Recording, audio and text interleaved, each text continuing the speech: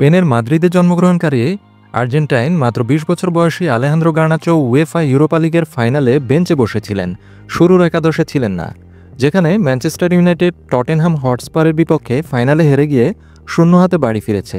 এই পরাজয়ে ভীষণ হতাশ গার্নাচো। এই পরাজয়ের পর গার্নাচোর পার্সোনাল টিম এবং ম্যানিউ কোচ রুবেন আমিরিমের মধ্যে এক অদ্ভুত টানাপোড়েন শুরু হয়।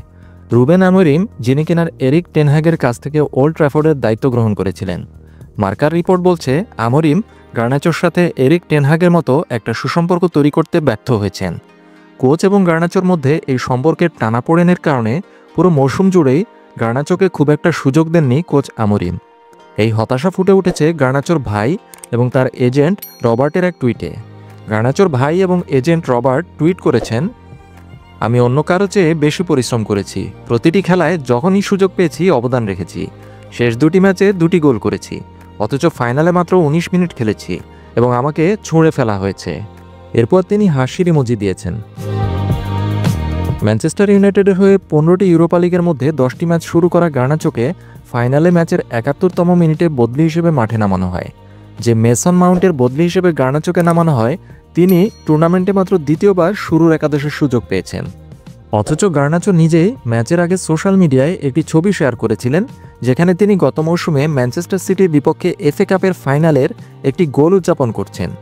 সেই ছবিটা ম্যাচ শুরুর আগে গার্নাচো সোশ্যাল প্ল্যাটফর্মে শেয়ার করেছিলেন।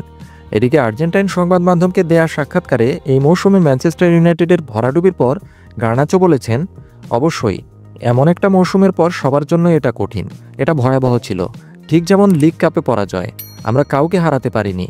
আমি ফাইনালের আগে প্রতিটি রাউন্ডে খেলেছি, দলকে সাহায্য করেছি, অথচ আজ আমি মাত্র 20 মিনিট খেলেছি, আমি জানি না কেন। এভাবেই গার্নাচো আর্জেন্টাইন সংবাদ মাধ্যমের কাছে নিজের দুঃখ এবং হতাশা প্রকাশ করেছেন।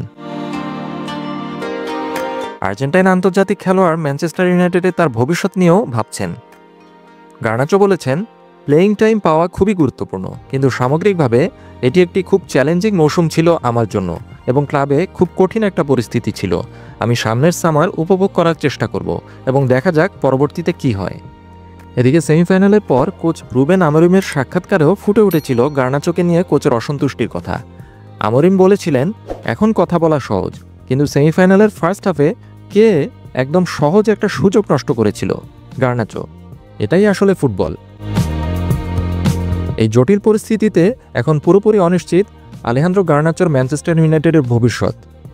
চারপাশে অনেক জল্পনা কল্পনা চলছে আলেহান্দ্রো গার্নাচো অচিরেই ম্যানচেস্টার ইউনাইটেড ছাড়বেন। অনেক বড় বড় ক্লাব তার পিছনে এখন ছুটছে।